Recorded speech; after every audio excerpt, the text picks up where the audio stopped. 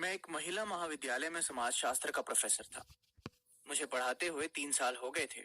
मैं पढ़ाने के साथ साथ एमपीएससी की तैयारी कर रहा था।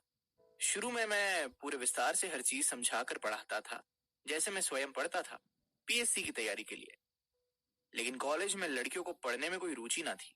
अधिकांशतः वही लड़कियां समाज शास्त्र लेती थी जो अव्वल दर्जे की गधी होती थी, और उनका उद्देश्य केवल एमए की डिग्री लेकर किसी पढ़े लिखे लड़के से शादी करने का था। बस इसीलिए उन्होंने कॉलेज में एडमिशन लिया था। पीएससी के बारे में कोई लड़की जानती ही नहीं थी, किसी को नौकरी करनी ही नहीं थी। इसलिए मैं जो भी पढ़ाता वो एक कान से सुनकर दूसरे कान से निकाल देती थी। किसी के कुछ पल्ले पड़ता ही नहीं था। मेरे सवालों का कोई उत्तर दे नहीं पाता था। इन सब बातों को जानने समझने के बाद मैंने भी बस नाम के लिए पढ़ाना शुरू कर दिया, सवाल पूछना भी बंद कर दिया। प्रोफेसर था तो क्लास लेने तो जाना ही पड़ता था। क्लास में जाकर समय काटता, यदि मन करता तो पढ़ा देता, नहीं तो अपना ही पढ़ता रहता। लड़कियों की उपस्थिति जैसे पहले थी वैसी ही अभी थी, क्योंकि उन्हें ना तो समय की कदर थी ना पढ़ाई की। बस घूमने घामने के उद्देश्य से कॉलेज आती थी। आज नए सत्र का पहला दिन था। नई लड़कियां थी। आज पढ़ाने का बहुत मन था, तो पहले की तरह अच्छे से पढ़ाने लगा। सोचा पढ़ाने के बाद प्रश्न करके देखूंगा कि लड़कियों की पढ़ने में रुचि है या नहीं। समाज शास्त्र कोई ब्लैक बोर्ड पर समझाने वाला विषय तो है नहीं। तो अपनी सीट पर बैठे हुए समझा रहा था। मैं ये देख कर दुखी था कि लड़कियां पढ़ाई पर ध्यान नहीं दे रही थी। एक लड़की जो ठीक मेरे सामने बैठी थी, केवल वही मेरे पढ़ाने पर ध्यान दे रही थी। वो बीच बीच में मुझसे कुछ प्रश्न भी कर रही थी। उसकी पढ़ने में कुछ ज्यादा ही रुचि थी। जब मैंने प्रश्न पूछे तो उसने सभी के उत्तर दिए। मुझे उसे देखकर ऐसा लगा जैसे वो बीएससी करके एमए करने आई है, क्योंकि वो केवल रटने का प्रयास नहीं कर रही थी, बल्कि हर शब्द जिसका अर्थ उसे समझ में नहीं आ रहा था वो उसका अर्थ पूछ रही थी। और ये खूबी तो साइंस पढ़ने वालों में होती है। दूसरे दिन भी वो लड़की वैसे ही सवाल जवाब कर रही थी। मैंने पूछा, क्या आपने बीएससी की है? उसने कहा, नहीं, 12th मैथमेटिक्स से की है, उसके बाद बीए किया है। बीए क्यों किया, बीएससी क्यों नहीं? उसने कहा, एमपीपीएससी निकालने के लिए। मुझे ये जानकर बहुत खुशी हुई कि वो एमपीपीएससी की तैयारी कर रही है, और मैंने सिर्फ उसी की खातिर पहले की तरह अच्छे से पढ़ाना शुरू कर दिया। जब उसे पता चला कि मैं भी तैयारी कर रहा हूँ तो उसने मुझसे कोचिंग पढ़ने की इच्छा जाहिर की। वो गांव से आई थी और शहर में अपनी 2 कजिन बहनों के साथ रहती थी। मेरे घर पर कोई महिला सदस्य नहीं थी। माँ का देहांत हो गया था, बहन की शादी हो गई थी। घर पर मैं, पिताजी और छोटा भाई था जो उसी की उम्र का था और मुझसे 6 साल छोटा था। हम सब साथ रहते थे।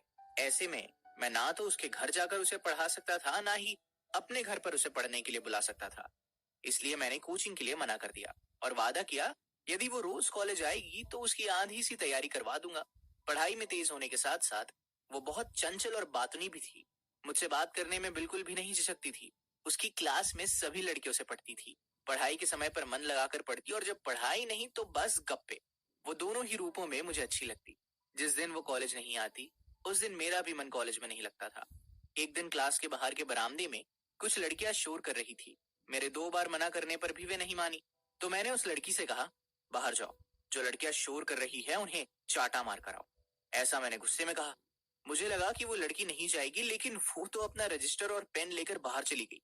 मैं कुछ समझता इससे पहले ही वो शोर समाप्त कराकर लड़कियों को वहां से हटा कर वापस आ गई। मैंने पूछा, चाटा मार आई क्या? उसने कहा, नहीं सर, सभी सीनियर थी। फिर पूछा, जूनियर होती तो मार देती? तो कहने लगी, नहीं सर, रैगिंग बंद हो गई है। फिर मैंने उससे पूछा कि लड़कियां मेरे 2 बार कहने से नहीं गई, तुम्हारे 1 बार कहने से कैसे चली गई? तो हंसकर कहने लगी, सर, लड़कियां आपके डर से ही भागी है, बस डराया मैंने है। मैंने चौंक कर पूछा, वो कैसे? तो उसने रजिस्टर और पेन दिखाते हुए कहा, इन हथियारों से। दरअसल बाहर जाकर उसने एक लड़की से नाम पूछकर रजिस्टर में लिखा और दूसरे का नाम पूछने लगी। उसे नाम लिखते हुए देख लड़कियां पूछने लगी, नाम क्यों लिख रही हो तुम हम सबका? तो उसने मेरा नाम लेते हुए कहा, आपने सर की बात नहीं मानी, शोर कम नहीं किया, इसलिए आपकी शिकायत सर आपके घर वालों को भेजने वाले हैं लिखित में, और हो सकता है कि जुर्माना भी ले। ये बात सुनकर सारी लड़कियां चुपचाप वहां से चली गई। मैं धीरे धीरे उसकी बुद्धिमत्ता का कायल होता जा रहा था। कॉलेज का आखिरी सेमेस्टर आते आते ही मुझे उससे प्यार हो गया था। मैं जानता था कि उसके मन में ऐसा कुछ भी नहीं है। वो मुझे गुरु का दर्जा देती है। ऐसे में मैं उससे अपने मन की बात नहीं कह सकता था, लेकिन शायद वो मेरे मन की बात समझने लगी थी। इसलिए उसे जब भी मौका मिलता वो मुझे अपने बड़े भाई के समान कह देती और मुझसे दूरी बनाती रहती। पहले की तरह मुझसे खुलकर बात नहीं करती थी। वो हिंदू और मैं क्रिश्चियन था, और मैं गुरु शिष्य की जो सोच, जो आदर्शवादिता, जो रिश्ता होता है, उसे धूमिल नहीं कर सकता था। गुरु के सम्मान पर मैं दाग नहीं लगा सकता था, क्योंकि इससे मेरा करियर, सम्मान दोनों नष्ट हो जाते। इसलिए मैंने भी उससे कभी इजहार नहीं किया। मैं जितना उसे भूलने की कोशिश करता, उतना ही उसकी यादों में खोता जाता। मैं ये किसी से कह नहीं सकता था, क्योंकि मैं जानता था कि मेरा प्यार कभी मुकम्मल नहीं होगा, और ये बात अगर किसी के कान में पड़ गई तो उसे आग की तरह फैला ना दे। मैं किसी भी कीमत पर गुरु शिष्य के रिश्ते को बदनाम नहीं करना चाहता था। उसे ना भूल पाने के कारण मैं शादी नहीं कर पा रहा था। 2 साल बाद जब पीएससी के मेंस एग्जाम में वो दिखी, तो उसकी मांग में सिंदूर था। मेरे पास आकर उसने कहा, नमस्ते सर। तो मैं नमस्ते कहकर आगे बढ़ गया। पेपर देकर निकला तो देखा वो किसी का इंतजार कर रही है।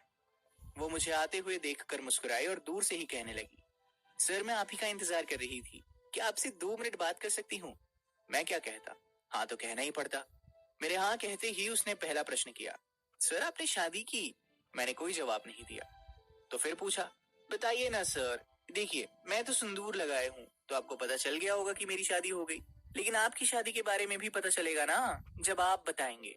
बात को टालने की कोशिश करते हुए मैंने कहा, आपके हस्बैंड कहाँ हैं? आपको लेने नहीं आए? शादी कहाँ हुई है? क्या करते हैं आपके हस्बैंड?